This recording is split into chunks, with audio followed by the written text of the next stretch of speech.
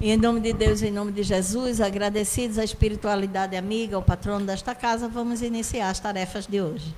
Hoje eu vim fazer uma palestra, em vez de ficar só cantando, porque eu já cantei tudo que eu tinha para vocês, assim. Vocês já estão enjoados da minha cara. Aí vão ter que ficar... Alô? Oh, shit. Vocês já estão enjoados da minha cara, eu vou ter que ficar agora com a minha voz.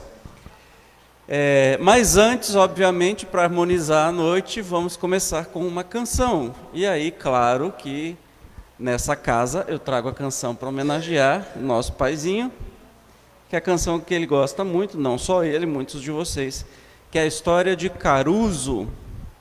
E essa música ela traz, é de Lucio Dalla, e traz a história do grande tenor lírico que se chamava Caruso. É uma história que foi, não se sabe se ela existiu, mas se passa como ele, nos seus últimos momentos de vida, se lembrando das paixões da sua juventude durante a sua longa carreira artística.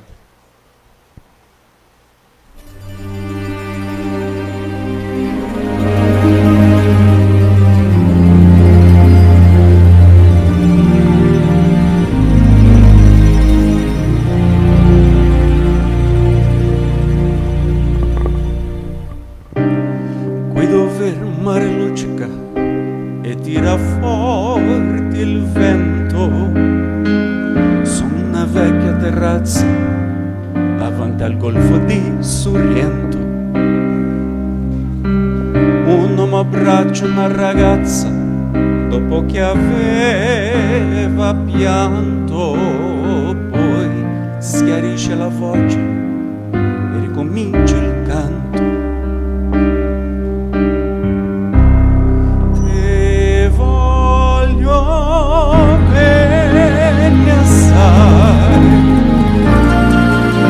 Ma tanto, tanto bene sai,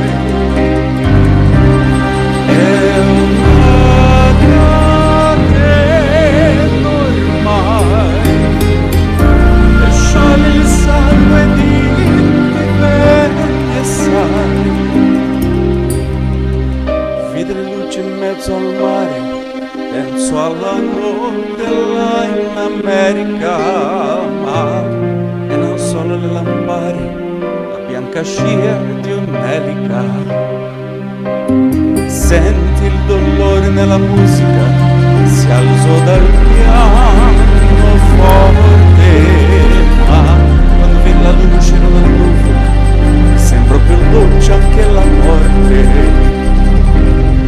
Guardo negli occhi la ragazza, quegli occhi verdi come il mare, e poi all'improvviso uscì una lacrima e voi credete di affogare. Che voglio bene assai, ma tanto, tanto bene sai.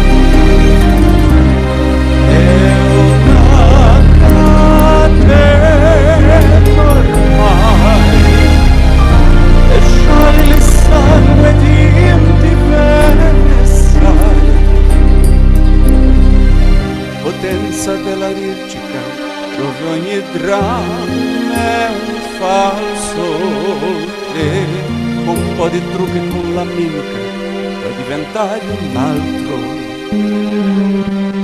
Ma quei occhi che ti guardano così vicini, veri, ti fa scordare le parole, confondo i pensieri.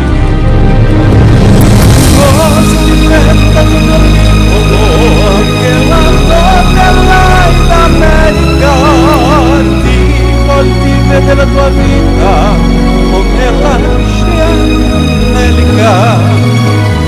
Ma se è la vita che finisce, ma lui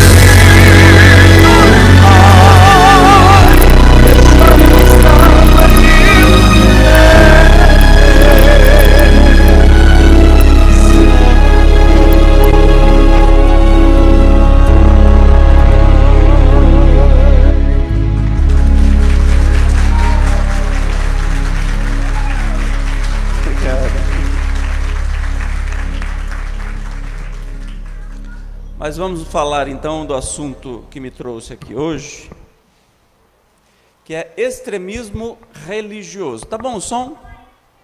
Tá todo mundo ouvindo bem? Maravilha. Bom, quando a gente vai falar de extremismo religioso, nós precisamos discutir o que é religião para começo de conversa. Precisamos entender o que é religião para depois entender o que é um extremismo, né?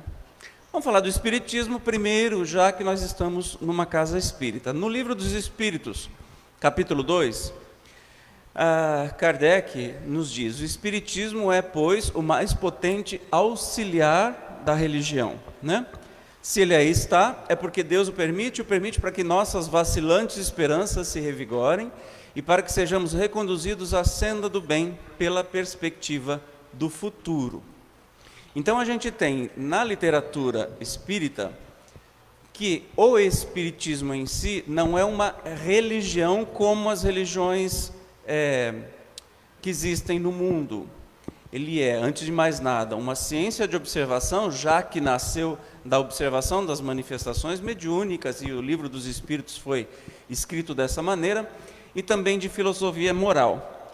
Só que ele cumpre o papel de uma religião, porque na raiz da palavra religião, religar, né? Vem do latim religare, que é uma ligação com Deus. E obviamente que o espiritismo, nessa observação moral, esse auxílio do homem, né, na moralidade, ele faz o papel da religião. Mas o que é religião de verdade?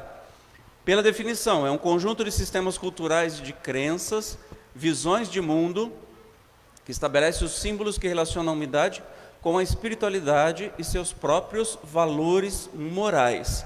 A religião, qualquer religião, e aí vocês vão ver que o espiritismo, por que ele não é considerado religião? E se eu não me engano, no censo de 2010, não existia espiritismo como religião. Você pode não ter religião, né? Uma coisa é ser ateu, é não acreditar que exista nada no universo, nenhuma força criadora nem nada, mas tem quem não tem religião, ou não religião. Ou seja, eu acredito que existe um Deus, mas eu não sigo nenhuma religião com seus cultos, etc. e tal. A religião necessariamente tem que possuir hierarquia.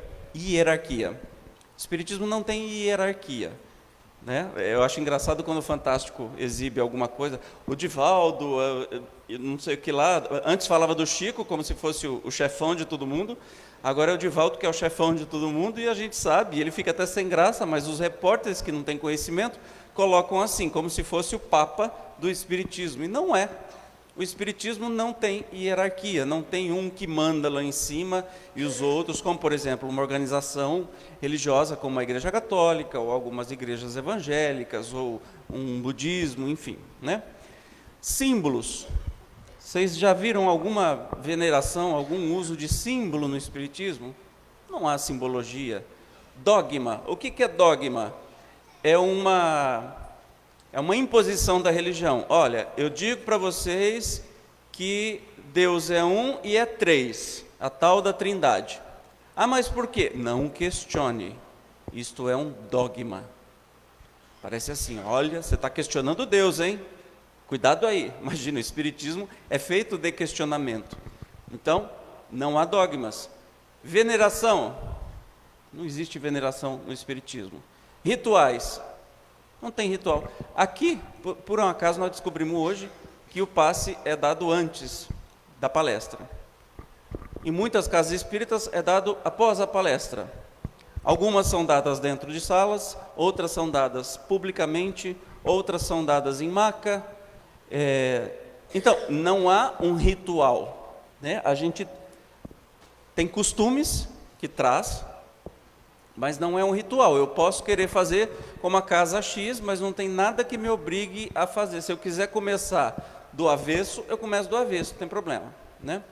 Não tem adoração e também não tem os serviços, né, que a gente chama funerários, matrimoniais ou de nascimento oficiais. Vou fazer um casamento, eu sou espírita, o que é que eu faço? Eu vou fazer uma pequena cerimônia, eu chamo um amigo para conversar, mas não tem rito. Não tem aquele negócio, se você não for abençoado por um dirigente de casa espírita, você não está casado. Não existe isso no espiritismo. e também não tem um livro sagrado, né? Como é o caso de Bíblia, Torá e etc. e tal. Para entender extremismo religioso, vamos dar uma olhada nas religiões. E claro que nós vamos falar das principais, porque senão a gente ia ficar até... Eu já estudei alguns livros de religião, inclusive são dessas grossuras, são muito grandes, que têm as suas religiões, como é que nasceram, o que é a estrutura, e nenhum deles existe espiritismo. Nenhum. Ainda bem. Sinal que nós estamos no caminho certo. As religiões primais eram aquelas do começo, que o homem sempre sentiu. Uma coisa é religiosidade, outra coisa é espiritualidade. Nós temos que ter mais sentimento de espiritualidade, que é este amor a Deus, à natureza, a tudo que nos envolve, as pessoas, do que a religiosidade que nos liga no intermediário até Deus. Que se esse intermediário não fizer, se eu não cumprir minhas obrigações com esse intermediário, Deus não vai nem conversar comigo, né? Religiões primais são aquelas mais antigas, que são vistas em cavernas, que foram registradas em cavernas, presentes em todos os continentes, ou seja, no mundo inteiro, quando o homem passou na sua evolução lá da época das cavernas, né, a se desenvolver mais do que os nossos irmãos chimpanzés, macacos, etc. e tal. Nós não somos da linhagem, mas nós temos 99,5% do DNA igual.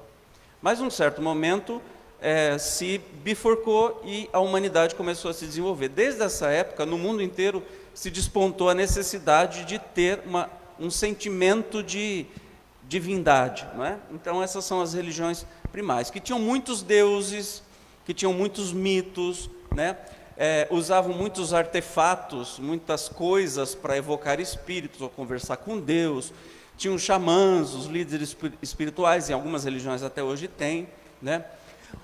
Utilizavam-se de rituais muitas vezes cruéis, que até hoje a gente sabe que algumas ainda têm, né? E tinha forte temor pela natureza. A gente sabe que os nossos índios, por exemplo, veneravam o deus Tupã, o deus Sol, né? A lua, etc. e tal. A gente pode dividir assim, simplesmente, em algumas religiões, porque não dá para citar tudo, mas, por exemplo, as monoteístas são aquelas que adoram um Deus. Então, nós temos as principais, como judaísmo, cristianismo, islamismo e zoroastrismo. Esse zoroastrismo é os seguidores de Zoroastro, mas que acreditam num Deus uno. As religiões que têm muitos deuses são chamadas as muitos teístas, adoradores. Então, muitos deuses, como o hinduísmo, o budismo, sikhismo, jainismo e muitas outras. E as orientais, que são mais filosofais do que religiões em si, mas tem o confucianismo, taoísmo e shintoísmo, né? A gente vai fechando o nosso leque, né? A gente abriu para caramba, de todas as religiões. Nós estamos fazendo meio que um funil para chegar até o ponto de entender o que é o extremismo religioso. Então, a gente reúne agora as maiores religiões monoteístas, ou seja, que adoram um Deus e que deveriam pelo menos concordar entre si, né? Já que adoram um só Deus e concordar, mas na verdade quebra o pau o tempo todo. Vamos lá. Começando com o judaísmo, que nasceu no século XVIII a.C., mais ou menos 2000 anos antes de Cristo, né? Foi o nascimento do judaísmo. O seu livro sagrado é o Torá e a crença é em Deus, que eles chamam de Yahvé. Na verdade é este símbolo aqui, que é um nome não pronunciável, mas se entende como Yahvé. O líder é o rabino e tem toda a sua estrutura de liderança no mundo. E do judaísmo derivou muitos ramos, né? Que tem os judaicos ortodoxos, que são reencarnacionistas, por exemplo, que acreditam na reencarnação. Tem o chassidismo, neo-ortodoxo, de reforma, conservador, reconstrucionista e por aí vai. Este é o judaísmo. O que aconteceu com os judeus que a gente tem da história mais recente? Nós temos a história deles da Bíblia, né? Do tal povo escolhido. Tudo que nos separa em blocos, na minha visão, Evandro, eu acho isso péssimo. Se eu começar uma palestra falando assim, porque nós, os espíritas, parece que eu já estou me colocando um degrau a mais. Porque nós, os humanos deste planeta, porque tem humano em tudo quanto é lado, e do outro lado da dimensão também, né? Então, os judeus escreveram o Pentateuco é comum, os 5 primeiros livros é comum na Bíblia, no Torá e do Islã também. Mas começou com aquela história do povo escolhido, que Deus deixou 40 anos caminhando no deserto, que, se eu não me engano, o caminho dava para fazer em 2 semanas. Aí ninguém me explica por que ficaram 40 anos lá patinando no deserto, atrás desse Deus que era Moisés, um grande médium que conversava, etc. e tal. O que a gente tem de mais recente deles é que eles foram exterminados em massa, né? Vocês lembram do Holocausto? Ainda existe, tem gente que está querendo negar que isso aconteceu. Hitler, a Alemanha nazista, queria limpar a raça da Alemanha, e assim como todos os judeus eram mortos, também todos que eram negros, ou eram homossexuais, ou qualquer coisa que fosse um pouquinho diferente de ser o cidadão loirinho de olho azul alemão, eles matavam, e mandavam para as câmeras de gás, e matou milhões. Só que engraçado que em 1947, depois a Segunda Guerra acabou, em 1945, a Alemanha foi vencida, e daí os judeus eles eram espalhados pelo mundo inteiro. Tinha na Alemanha, né? Tinha em outros países.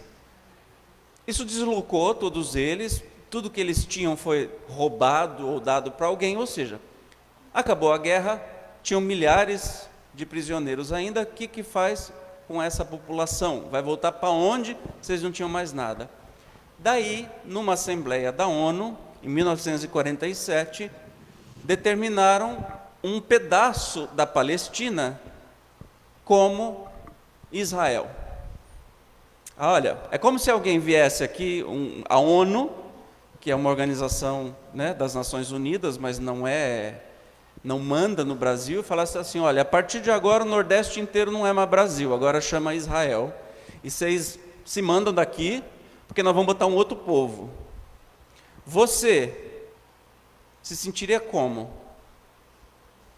Extremamente invadido, quer dizer, você perde tudo, perde sua casa, perde seu emprego, perde sua vida, vaza. É isso que a ONU fez, só que pegou um pedaço da Palestina. E o que acontece até hoje, essa guerra interminável, é porque Israel ocupou o lugar que era dos palestinos. E até hoje tem essa guerra maluca, que não tem fim, porque se um tem razão, porque foi judiado, etc., está numa terra estável, o outro não deixa de ter razão também. Quem está certo? Se quisessem pelo menos conversar, mas não conversa, porque a religião entra aí no meio e não deixa conversar. Isso é uma breve passada para a gente entender as principais religiões. Agora, o cristianismo, claro, origem no 1º século depois de Cristo, com um livro sagrado chamado Bíblia, que crê em Deus, em Jesus, e também, a grande maioria na Trindade, que tem seu líder principal, o Papa, não é? E aí, olha que interessante, como é que virou o cristianismo, como que se esfarelou pelo caminho. Primeira cisma, né, que separou os romanos dos ortodoxos, é porque um estava do lado oriental, o outro do lado ocidental, os imperadores não se davam e cada um rachou a igreja, foi o primeiro racha. E aí tem os armênios, os luteranos, presbiterianos, anglicanos, metodistas, amish, quakers, shakers, Plymouth, morávios, adventistas, menonitas, batistas, Exército da Salvação, Santidade, pentecostais, carismáticos, cristadelfos, unitaristas, cientistas, testemunhas de Jeová, mormons, e assim vai. Nós não estamos nem entrando no fato de que se abre uma igreja com um nome diferente a cada dia, né? Vocês devem perceber isso, que cada dia vai ser difícil cobrir esse período da história que a gente está vivendo. E no começo existia a reencarnação, inclusive na Bíblia, só que num segundo concílio que foi feito em Constantinopla, em 553 depois de Cristo, o imperador Justiniano I, que era o Papa, Ou seja, o Papa não era um representante de Deus, era um representante do poder terreno, né? Hoje que mais ou menos não é, mas mesmo assim ele domina um lugar que é dele. Este representante, por causa de uma birra da esposa, que antes tinha sido prostituta, depois ela foi feita como esposa do imperador, e as pessoas falavam dela, e todo mundo que falava ela mandava matar. E como era reencarnacionista, incomodava ela saber que ela teria que, depois disso tudo, ainda, né, ter o peso de todas essas mortes. O que ela fez? Bom, dominamos Deus, então o seu querido esposo disse: a partir de agora não existe mais reencarnação na Bíblia. Percebem como é manipulação de Deus, né? E a partir de então não existe. Mas sobraram muitos indícios de reencarnação, a gente sabe, especialmente passagens com Jesus e tudo mais. E o que tem de negro no cristianismo? Muita coisa. As cruzadas, já ouviram falar? Pois é, as cruzadas eram uma busca de poder da igreja, que mandavam cavaleiros matar vilas inteiras para ficar com as terras, em nome de Jesus. Coitado de Jesus, olha o que ele teve que aguentar. Ele falou: não, está tudo errado, o que vocês estão fazendo? Não foi isso que ele falou. A Bíblia, olha que curiosidade, a Bíblia traz mais violência do que o próprio Alcorão, porque a gente hoje, a vez, está com os islamitas, ou do islamismo, que tem esses grupos radicais que a gente vai ver no final. Mas a Bíblia Sagrada, eu que era católico, aprendi muita coisa na Bíblia, lá tem muito mais violência do que o próprio Alcorão, que é o livro de Maomé, e que hoje cometem atrocidades, etc. e tal. Teve a Santa Inquisição, que não poupava ninguém, chamava todo mundo de bruxo ou de demônio, e queimava, como cientistas, né? Médiums, muitos médiuns. Joana d'Arc, por exemplo, né? Uma médium maravilhosa e que fez toda a diferença para a França, foi queimada por causa disso. Perseguia os cristãos novos, aqueles que não concordavam com a igreja, que fundaram os outros ramos, né? Os luteranos, os protestantes e tudo mais, também perseguia. E tem também uma guerra que durou muito tempo entre os cristãos da Irlanda do Norte. Alguns exemplos de passagem da Bíblia, que é o que a gente mais conhece, porque todo mundo fala assim: não, você não pode, você vai no centro espírita, nossa, na Bíblia fala assim: não pratiqueis. Parece que centro espírita é uma cabine telefônica, né? Que você só vem aqui para começar a falar com os outros do outro lado, e a gente sabe que não é bem assim. Mas, especialmente os irmãos evangélicos e outros, parecem que a gente vem aqui para fazer alta magia negra. Trago a pessoa amada em 3 dias, né? Tudo bagunçado na cabeça das pessoas que não conhecem, nem sabe que o nosso mestre e guia é Jesus. Aí ele fala assim: não, porque está na Bíblia que não pode fazer isso, e porque está na Bíblia que não pode homossexual deitar com um homem. Ah, beleza, então está na Bíblia também? No Salmo 137, feliz aquele que pegar em teus filhos e der com eles nas pedras. Não está na Bíblia? Faz isso, pega seu filho e taca na pedra, ou seja, mata. Está na Bíblia?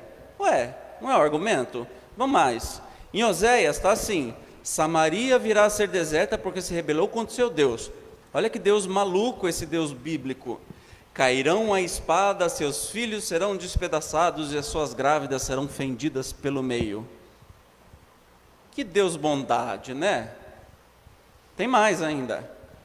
Em Samuel: vai, pois agora fere a Amaleque e destrói totalmente tudo o que tiver, e não lhe perdoes, porém matarás desde o homem até a mulher, desde os meninos até os de peito, os nenéns, desde os bois até as ovelhas, desde os camelos até os jumentos.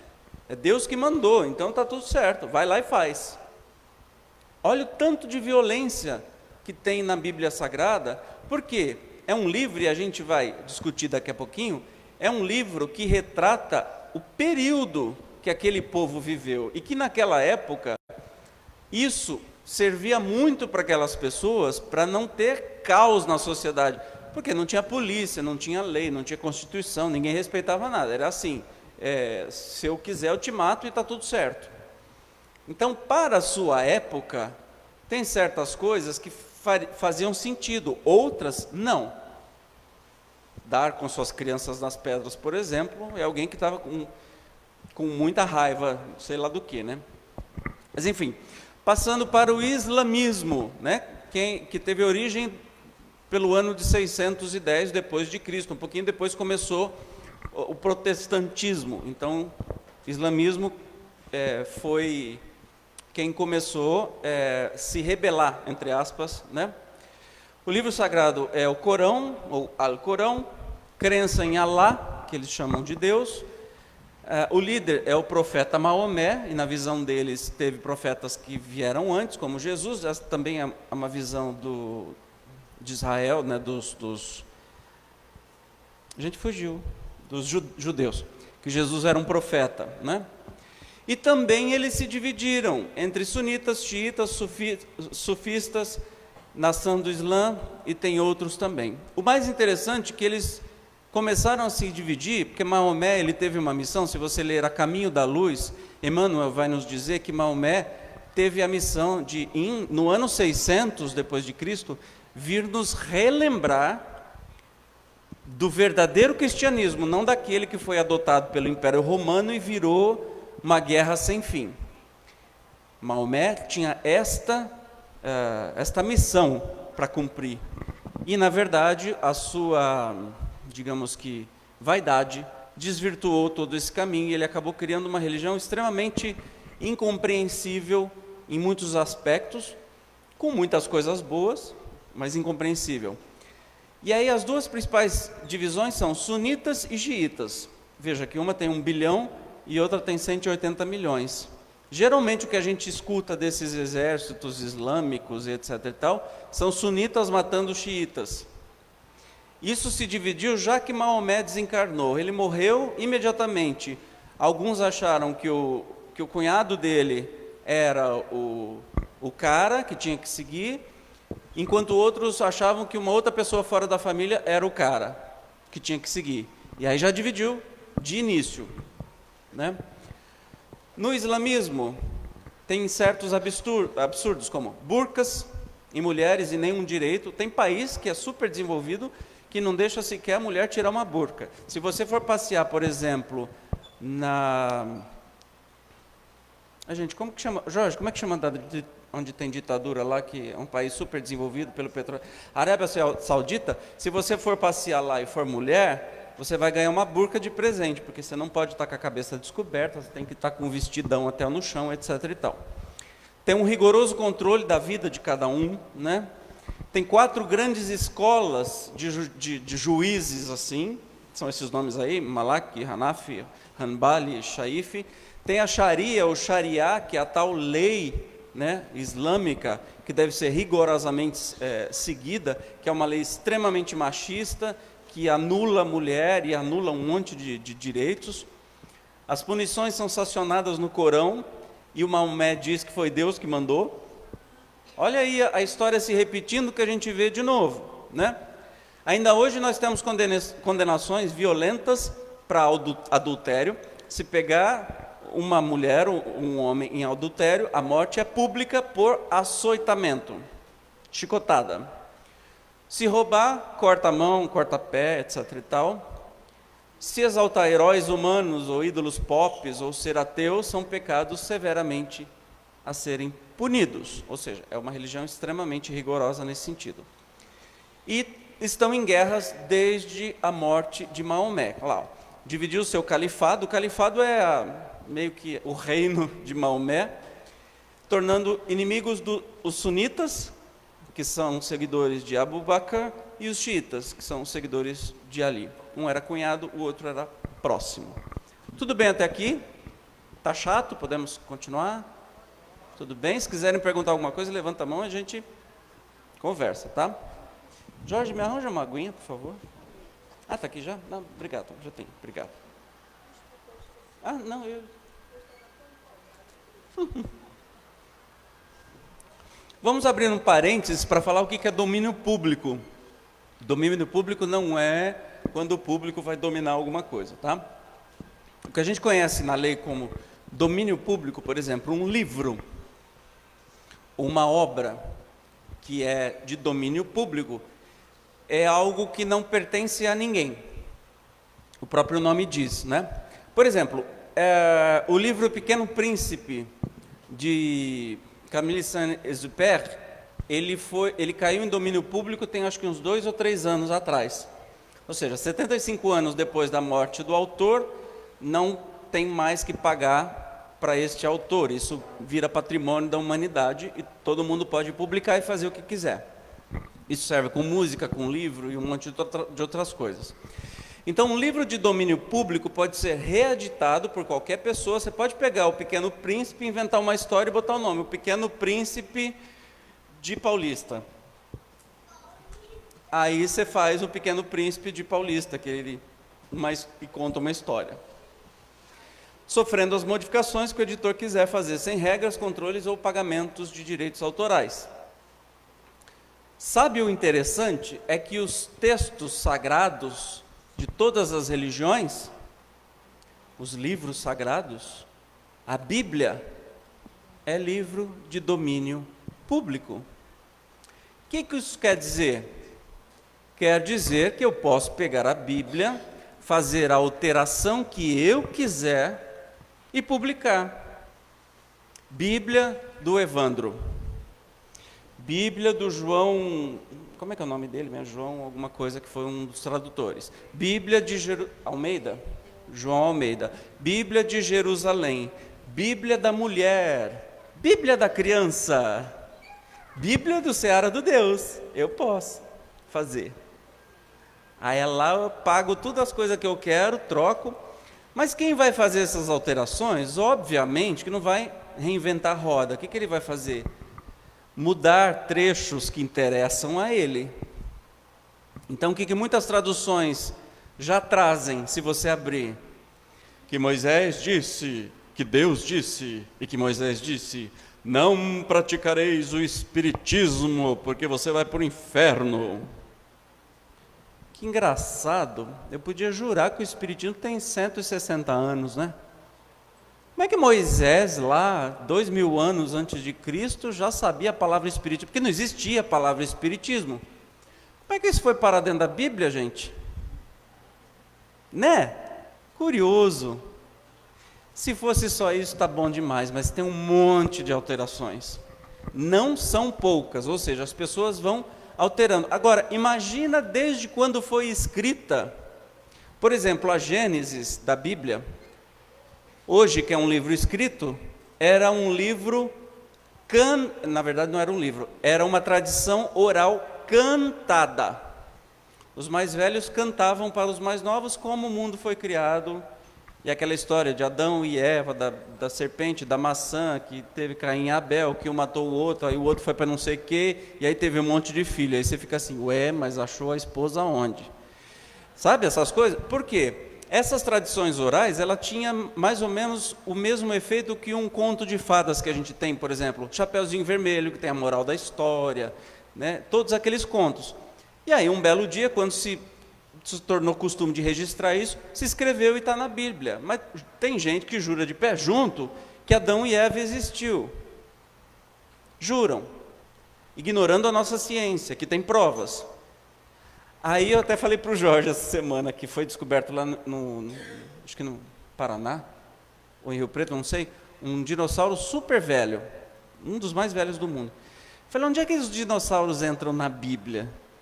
Alguém já viu falar assim? Deus criou os dinossauros e viu que isso era muito errado e tacou fogo neles. Não, se eles não estão lá, então não dá para acreditar que essa história é verdadeira, porque eu tenho osso de dinossauro para provar. E aí como é que faz, Bíblia? Então a Bíblia não é a palavra de Deus, é um livro histórico que traz ensinamentos morais, mas muito deles trazendo aquele caráter machista, ou caráter dominador, controlador, ou uma vez, que nem, se não me engano, no judaísmo, que não pode comer carne de porco, porque porco isso, porco aquilo. É que naquela época, esta recomendação, dizendo que era em nome de Deus, fazia as pessoas não adoecerem, por exemplo. É como se eu escrevesse uma Bíblia e falasse assim, olha, quem não toma vacina vai para o inferno. Deus é que disse, não fui eu. Aí o que todo mundo faz? Toma vacina e com isso todo mundo tem saúde. Isso não é fake news, tá? Isso não precisa estar na Bíblia, a gente já sabe, mas a gente sabe que o sarampo voltou no Brasil, por exemplo, porque alguém está acreditando que vacina faz mal. Enfim. Está vendo como tudo é manipulável, né? Então nós temos as três principais, né? A Torá, que é a dos judeus, o Alcorão, que é dos dos islâmicos, e a Bíblia dos cristãos. A Bíblia sofreu modificações, né? Para atender esses interesses escusos. Os livros possuem os 5 primeiros, os 3 deles falam, esses 5 primeiros livros eles utilizam. Claro, porque um nasceu do outro. O cristianismo nasceu do judaísmo. Jesus era cristão? O que vocês acham? Jesus era cristão? Não, Jesus era judeu. Ele foi morto para salvar a todos nós e lavar com seu sangue. Primeiro que eu acho essa imagem horrível, assim, esse negócio de ficar usando o sangue das pessoas, né? Não, Jesus morreu porque ele era contra o sistema, contra a hipocrisia do sistema. Ele denunciava, ele batia o pé, ele falava. Então ele incomodava quem? Os judeus. Porque ele era judeu, ele passou por todos os costumes do povo judeu. Não é? Tanto que os judeus até hoje não consideram a vinda do Messias. O Messias não chegou para os judeus, porque Jesus foi só mais um profeta. Né? Estes textos destas ditos palavra de Deus, a Bíblia a gente fala que é a palavra de Deus. Tem até uma musiquinha que eu cantava quando era católico. Talvez vocês lembrem. A Bíblia é a palavra de Deus, semeada no meio do povo. O que foi?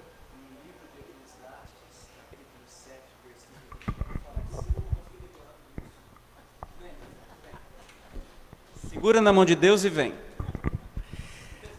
É que assim, a Bíblia, como o Evandro diz, né, que é um livro de ensinamentos morais, da moral de Jesus Cristo, né, e nós respeitamos muito por isso, mas que ela realmente não é a palavra de Deus. E um dos fatores que a Bíblia é tão machista, que eu li muito a Bíblia várias vezes, né, para entender tudo isso.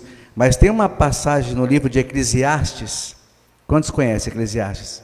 Capítulo 7, versículo 26, que fala assim: e eu achei uma coisa mais amarga que a morte. Sabe o que é? A mulher. Olha só que machismo. E isso está na Bíblia.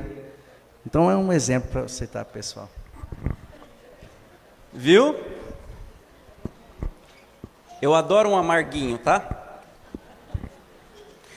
Então, assim, estes textos trazem ensinamentos morais, políticos, de costume dos povos, das leis das épocas, né? Das punições que existiam para quem desrespeitar. Traz passagem violenta, preconceituosa, sentença de morte, mas também traz passagem sublime, de amor, de grandes ensinamentos morais, especialmente no Novo Testamento, que é onde Jesus entra, né? E o pior de tudo, dependem de interpretação. Aí o povo torce, contorce, retorce o negócio, dá nó em pingo d'água. Você pergunta para um teólogo protestante ou católico para explicar Adão e Eva, que teve Abel e Caim, aí Caim matou Abel ou Abel matou Caim? Abel matou Caim, Caim matou Abel. Enfim, a ordem dos fatores não interfere no negócio. Alguém morreu. Aí sobrou o Abel. O Caim. O Caim que é o cretino. O Caim. O Caim matou Abel. Aí ele ficou com vergonha do pai e da mãe, que eles já tinham sido tocados do paraíso. Esse paraíso de não fazer nada, ficar peladão no meio do mato. Imagina, tinha pernilongo, né, pelo menos. Mas enfim. Aí ele matou, ficou com vergonha e sumiu, fugiu. E aí a Bíblia continua assim. E aí teve sua descendência. Oi? Como assim? Porque era Adão, aí arrancou uma costela do coitado, e com uma costelinha fez uma mulher inteira. Tudo bem que com ele fez um pedaço de barro, ele virou. Aí com uma costelinha fez a mulher. Olha o machismo da história. Sendo que na natureza, quem é mais importante é a mãe que dá a criação. Aí já nessa história já reduz a mulher como um pedacinho do homem. Olha aqui, ó. Eu estava sozinho, entediado, então pedi, Deus me fez aí, tá? Então fica quieta porque eu tenho que ser sempre maior que você. E até hoje nas grandes igrejas, eu vi uma palestra outro dia de um bispo super famoso, que eu não vou falar, que chama Edir, falou que mulher não é para estudar, que é para ficar cuidando do seu homem. Para que perder esse tempo? Vocês já viram isso? Não, é uma coisa que, para mim, que isso seria crime. Deveria ser enquadrado como crime. Mas, enfim, nesse país todo mundo fala o que quer, né? Está esquisita a coisa. Então, olha o machismo. Aí tá, Adão, Eva, aí teve os dois meninos. Os dois meninos brigaram, um matou o outro, um fugiu. E aí teve a sua descendência gigante. Aí você pede para um teólogo. Nossa, mas vai dar um nó que ele chega a falar que o filho voltou depois e teve filho com a Eva. Não sei o que é pior. Tentar explicar o inexplicável. Mas tem gente que tenta. Então, é a Bíblia que você tem que interpretar da sua vontade. É que nem aquela passagem, né? É do Nicodemos, Jorge? Que ele fala, perguntando para Jesus, como é que eu faço para me melhorar, ou não lembro qual é a palavra. Aí Jesus fala, basta nascer de novo. Mas como eu desse tamanho vou voltar para o outro? Né? Tem que nascer do Espírito e da água, é isso? Da água e do Espírito. E aí, ele está falando claramente de reencarnação, né? Mas aí o povo dá nó em pingo d'água e vira que não é nada disso. Mas enfim, vamos para frente. Agora, extremismo, estamos chegando onde a gente quer e estamos chegando no final porque eu estou atrasado, para variar. Extremismo em política refere-se a doutrinas ou modelos de ação que preconizam soluções extremas, radicais e revolucionárias, ou seja, é um negócio extremo, a gente está vendo o mundo convulsionando, né? Ninguém está aceitando a coisa do jeito que está. Por quê? A coisa do jeito que está favorece os mais ricos, deixam eles cada vez mais ricos e tiram dos mais pobres, deixando cada vez mais miseráveis. O Brasil está acontecendo a mesma coisa, né? E no mundo inteiro está acontecendo a mesma coisa. Então, a partir de um ponto, o povo se revolta e aí parte para os extremismos de violência, etc. e tal. Frequentemente, esse extremismo está associado ao dogmatismo, aquele negócio. Eu acredito por quê? Porque Maomé disse para eu acreditar, então eu acredito. Não, o Papa disse que Caim matou Abel e tal. Então eu tenho que acreditar, entendeu? Não posso questionar, porque eu vou questionar Deus. Que jeito? Ao fanatismo, a tentativas de impor estilo, modo de vida e a negação radical de valores vigentes, os valores do povo quando eles são contrariados. E aí, este extremismo, quando se une ao unilateralismo, ou seja, um lado só, o que é ditadura? É o contrário de democracia. Democracia é a arte de conviver com as diferenças e conversar e criar coisas melhores para todo mundo. A ditadura é, faço o que eu estou mandando, porque se não fizer, eu mato, né? E aí resulta nesse fechamento do diálogo. E aí quando junta o fanatismo religioso, né, é uma forma de fanatismo que é caracterizada pela devoção incondicional, ou seja, olha, para mim esta pessoa é Deus aqui na Terra, é a nossa mania de salvador, né? Tem que ser sempre um salvador que vai salvar o país, vai salvar o planeta, vai salvar o Estado, vai salvar, é um. Não, gente, nós somos feitos de 7 bilhões e meio de pessoas, não está nas costas de um. Nem Jesus veio para salvar, ele veio para ensinar a gente a andar, a caminhar, a evoluir, não é? E essa devoção não tem espírito crítico, não adianta você falar nada para essa pessoa que é fanática, falar assim, olha, absurdo que você está falando, não é absurdo, isso aqui é pá, né? também se caracteriza pela intolerância com todo o resto. Ou seja, se você não concorda com a minha opinião, ou se você tem outra religião, pronto, você está do lado errado da história. Simples assim, né? Um fanático religioso é muitas vezes um indivíduo disposto a se utilizar de qualquer meio para afirmar a primazia da sua fé sobre as demais. Se você junta extremismo político com fanatismo religioso, nós temos terroristas e ditaduras, né? E agora, só para finalizar, nós temos diversos grupos extremistas no mundo que justamente têm a plena convicção que eles estão corretos e o resto está tudo errado. E o que se faz com isso? Mata, extermina o que não está do lado de Alá ou de Deus, ou seja lá o quê.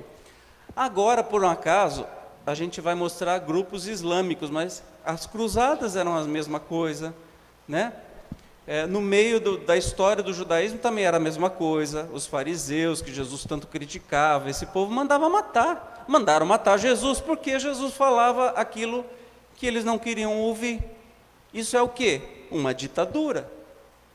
Mesmo eles estando em poder de Roma, eles não mandavam lá muita coisa, eles deram um jeitinho de armar a história para poder matar Jesus. E quantos outros mataram porque falavam coisas que eles não queriam. Então, hoje nós temos a turma do Islã. A própria Inquisição condenaram cientistas, né, que falaram assim: olha, a Terra não é o centro do universo, queima, filho do demônio. E assim tantas pessoas, não é? Alguns grupos que eu não vou me aprofundar aqui, porque não estamos na hora também. Nós temos Al-Qaeda, que foram aqueles que derrubaram as Torres Gêmeas nos Estados Unidos, né? Aí mistura as guerras. Tem o Talibã, né, do Paquistão e no Afeganistão. Temos o Boko Haram, que é aquele grupo muito danado da África, que sequestrou centenas de jovens e de meninas e ficou com elas, enfim, aquela coisa horrorosa do Boko Haram. Isso só muda o nome porque são grupos, mas eles todos são islâmicos e querem implantar a tal Sharia, ou seja, a lei de Maomé. Por eles, as mulheres seriam todas cobertas de burca, só ia aparecer uma partezinha do zoinho assim, e viveriam para servir os homens. Ponto. É essa tal Sharia, né? O Hamas, que também já é considerado um grupo político, e aí entra na história de querer assumir territórios. E o último que a gente tem conhecimento, que é o ISIS, o Estado Islâmico, que, segundo o que a gente tem de informação hoje, foi derrotado, e o seu fundador, que era o Abu Bakr Baghdadi, acho que tem um mês que o Trump disse que ele está morto, né? Se isso é verdade, se não é, a gente não sabe. Mas, enfim. E o objetivo desse tal Estado Islâmico é a criação de um Emirado Islâmico na Síria e no Iraque, ou seja, é tomar conta, tomar poder. Esse extremismo religioso pode estar chegando ao nosso dia a dia mais do que a gente imagina. Então, vamos ficar espertos, abrir o olho, para entender que todo mundo tem direito a seguir uma religião, mas ninguém tem direito a te obrigar a que acredite naquilo que ela acredita, te force a ir frequentar ou alguma coisa do gênero. O Espiritismo, como não é religião, também você não vê ninguém aí tentando converter alguém para o Espiritismo, vê? Né? Porque a gente tem muitos irmãos, especialmente evangélicos, que fazem um trabalho de conversão, assim, tem os que não podem doação de sangue, Jorge, como é que chama? Os testemunhos de Jeová, que bate na porta para te vender aquela revistinha, quer te levar na marra para a igreja deles, né? Porque tem que ir, porque Jesus mandou, não sei o que, pera lá. E o livre-arbítrio fica onde? Né? Então, cuidado. Quando a religião se mistura com a política, nós temos um conteúdo explosivo, prestes a acontecer. Com muito pesar eu vi, por exemplo, em 7 de setembro, dirigentes de alguns ramos evangélicos ao lado do poder da República, o maior poder da República, e outros não. Por que não tinha alguém do Espiritismo? Por que não tinha alguém do Candomblé? Por que não tinha alguém do Budismo? Por que não tinha alguém sei lá, do Islâmico? Não. Tinha 2 ou 3 dirigentes de fortunas, de casas poderosas, junto com o presidente e a sua turma assistindo um desfile. Isso é perigoso. Não se mistura. Brasil tem que ser um Estado laico sempre. E até hoje eu não consigo entender por que a gente tem feriados como Corpus Christi. E olha que eu enfeitava a rua, então estou falando daquele que veio de dentro. Corpus Christi, se nem quem é da igreja entende direito para que serve, por que todo mundo é obrigado a folgar no Corpus Christi, mas no dia de Iemanjá não? Compreendem como é complicado isso? Por que a gente tem que folgar na Sexta-feira Santa, mas sei lá, no dia do Buda, não sei o que lá, não. Então nós não somos bem um país laico ainda, e é isso que a gente tem que lutar. Mesmo que o beneficiado seja eu, mesmo que o Corpus Christi, eu sou católico, eu concordo com esse feriado. Não, pera lá, e os outros? Nós estamos deixando o momento de viver em sociedade, migrando para o novo mundo, o mundo de regeneração, para passarmos a viver em comunidade. Sociedade é um ajuntamento que a gente arruma as coisas, etc. e tal, até que convive marromeno bem. Comunidade significa, eu não posso ser feliz sozinho, eu preciso me preocupar com o outro, eu não vou estar bem enquanto o outro não estiver também, enquanto o outro não tiver os direitos iguais. Isso é comunidade. Muita gente usa a palavra comunismo como se fosse uma ferramenta de esquerda e usa politicamente errado, não é? E na verdade não tem nenhum país que tem o comunismo atuando hoje. No Brasil nunca teve e nunca terá. Mas a questão de comunidade significa que nós precisamos aprender a viver na marra, aprendendo a conviver e a garantir. Eu não preciso ser negro para não ser racista, para combater o racismo. Eu não preciso ser negro. Eu, Evandro, branquinho, transparente, combato o racismo. Eu não preciso ser homossexual para combater a homofobia. Eu não preciso ser mulher para defender os direitos feministas. Diferente de machista, temos o machista, que é aquela coisa horrorosa que o homem quer dominar, e nós temos a femista. Femista equivale ao machista. É aquela que acha que a mulher tem mais direitos que o homem, mesma coisa do machismo, só que o inverso. Agora, um feminismo é lutar por direitos iguais, por papéis iguais, que somos iguais, inclusive nós que acreditamos não, a gente está na nossa cara o tempo todo, na reencarnação. Nós fomos homens, fomos mulheres, fomos gays, fomos negros, fomos brancos, fomos índios, fomos tudo.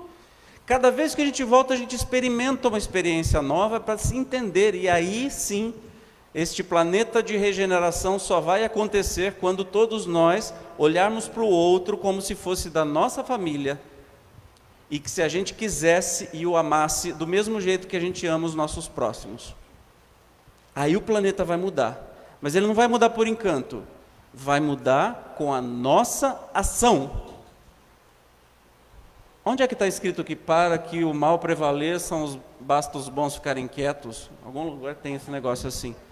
Ou seja, não basta ficar quietinho e não fazendo o mal, é preciso combater o mal, é preciso combater a desigualdade, é preciso combater o que está errado. Não é, eu não estou fazendo, eu fico aqui e lavo minhas mãos, né? Como foi Pôncio Pilatos, aí Jesus foi e morreu, e soltaram o bandido, e aí? Então Pôncio Pilatos foi legal? Foi, culpado, igual, é como se ele mesmo condenou, não é? Para encerrar, Pierre Bourdieu, eu não sei falar francês, Pierre Bourdieu, foi um filósofo e escritor francês. Olha que legal. Isso em 1700 e bolinha amarela. E naquela época ele já tinha uma ideia, que ele não era nem ateísta, essa ideia dele não era baseada em não acreditar em Deus, e nem para eliminar a religião na sociedade. Ele tinha por objetivo demonstrar que as nações deveriam permitir diferentes comunhões religiosas. Isso, a época que ele existiu, era a época que a igreja dominava e mandava para a fogueira quem não pensava igual. Tá? Elas deveriam permitir que o que era chamado de liberdade de consciência, trazendo para a consciência, em seu sentido tradicional, a voz interior que exprime a voz de Deus para nós. Engraçado que os Espíritos nos revelam por Kardec, que onde está escrito as leis morais, etc., né? O que eu devo fazer, a resposta é bem, na consciência.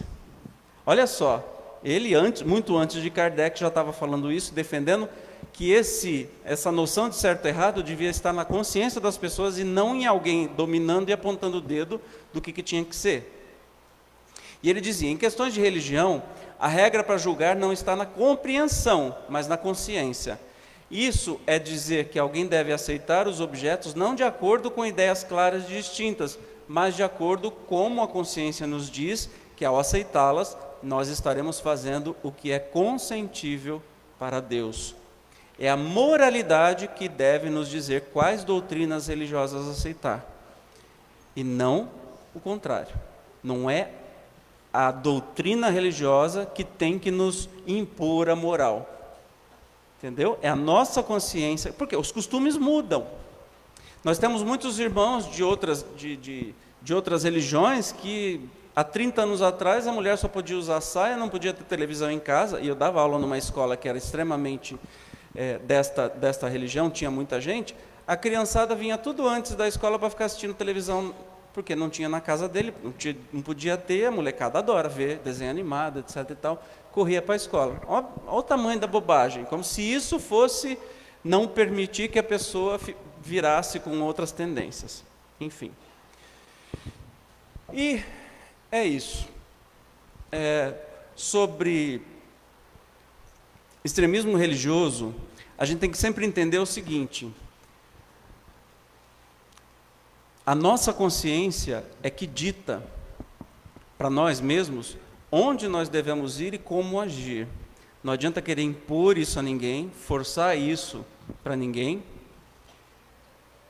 E a doutrina espírita é absurdamente maravilhosa nesse sentido, porque ela não força ninguém a nada, ela só pede que estudemos para entender mais, e o conhecimento sempre liberta, não é? A gente com conhecimento consegue viver uma vida melhor, e a doutrina nos traz essa opção. Olha, se você quiser errar, se você quiser cometer um suicídio, ok, só que você vai ter consequência, e vai penar bastante até retomar a sua caminhada. Já outras religiões, por exemplo, quem assistiu o filme do Divaldo viu que um padre se negou a fazer uma missa da irmã do Divaldo porque ela se matou. Porque a igreja não permitia, não sei se permite hoje, fazer uma missa por um suicida. Ou seja, caridade zero, né? Está condenada ao fogo eterno, se existisse, e pronto, acabou. Não, o Espiritismo nos diz, olha, beleza, você errou, tenta de novo. Faça de novo. Olha, aqui está o caminho. Jesus veio e deixou tudo bonitinho para a gente seguir. Mas não é fácil não, é difícil, é bem difícil. Ele deixou porque ele está desde a formação do planeta Terra. Ele construiu tudo isso aqui. Então ele é um espírito de luz muito antes, milhões de anos antes da gente ter surgido. Então é como se fosse o nosso irmão mais velho dizendo, ó, não faz isso aqui que você vai quebrar a cabeça, vem por esse caminho. Né? Mas ele sabe perfeitamente que não é fácil e que a gente tem o direito de errar e assim de recomeçar. E essa mensagem que o Espiritismo traz, essa libertação de não existir um Deus castigador ou um Deus bipolar, que uma hora é bonzinho, outra hora quer matar todo mundo, afogar o mundo, só salvar o Noé, né, os bichinhos e tudo. Então, é que nos dá essa tranquilidade de seguirmos adiante. E como não é uma religião, não nos impõe nada, só nos aconselha. Você pode discordar de tudo. Kardec disse isso. Quando a ciência apontar para um caminho e o Espiritismo falar outro, larga este caminho que o Espiritismo falou e siga a ciência. Tamanha a coragem, né, e compreensão que ele tinha na época. É isso. Alguma dúvida? Todas, né? Mas tudo bem, não tem problema. Eu gosto mesmo de levantar pulga atrás da orelha. Não gosto de dar resposta para ninguém, eu gosto de estimular a pergunta, porque a gente só evolui pela pergunta e não pelas respostas.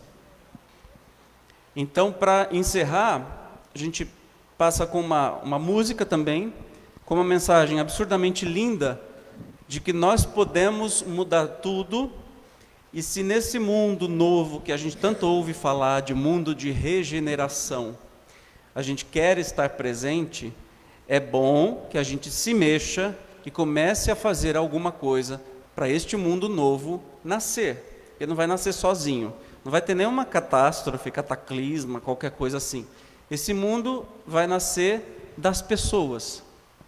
E as pessoas que não seguirem, que continuarem na corrupção, na violência, na ignorância, etc. e tal, essas vão gentilmente sendo, quando desencarnam, levadas para outros planetas que estão na fase ainda de primeiro mundo, não primeiro mundo, mundo nível 1, nível mais baixo, que é do mundo selvagem, que é lá na época das cavernas ainda.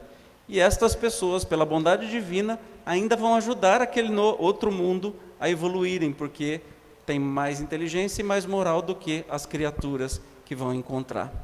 Então, se a gente quer seguir para frente, a gente começa a prestar muita atenção no sentido de comunidade. Precisamos nos importar com o outro agora. E precisamos lutar pelo outro, pelos direitos e pelo bem comum agora. E Fred Mercury nos trouxe uma música que diz que não precisa ter um único vencedor. Melhor se todos nós formos vencedores juntos. Porque sim, nós todos somos campeões.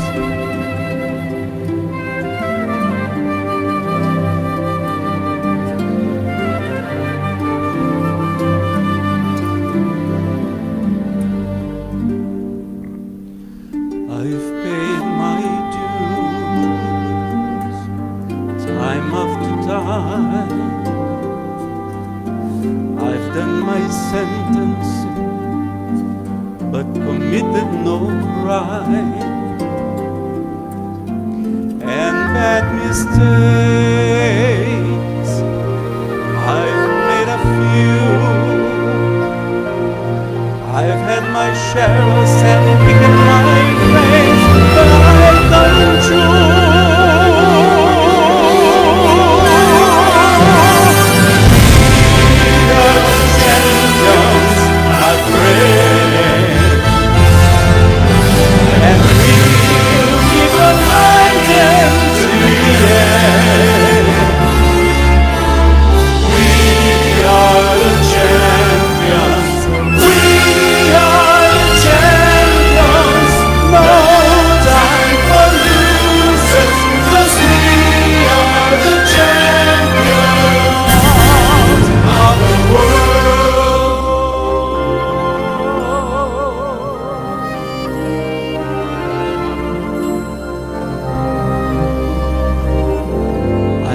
In my vows and my curtain calls,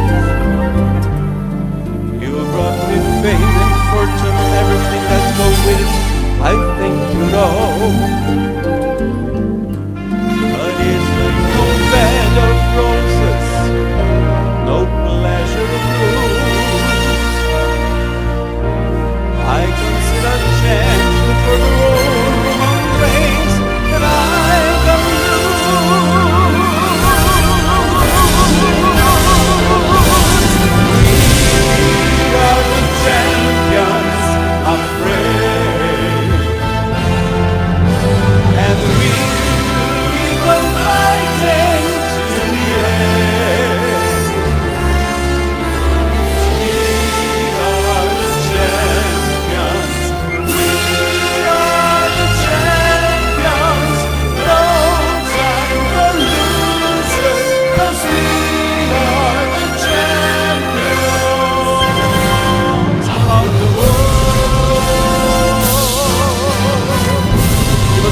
essa noite sabendo que nós só conseguimos vencer juntos. Por isso nós somos campeões juntos. Vamos cantar? We are the champions, my friend. Solte sua voz, solte sua voz. And we keep on fighting to the end. Vai, Sol.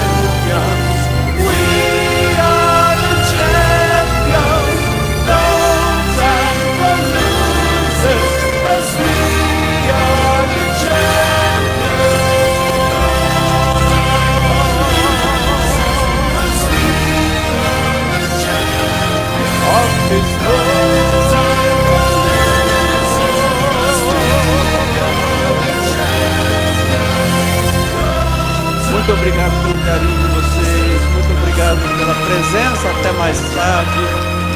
Espero que essa noite tenha sido um pouco esclarecedora e feito você pensar um pouquinho. Muito obrigado.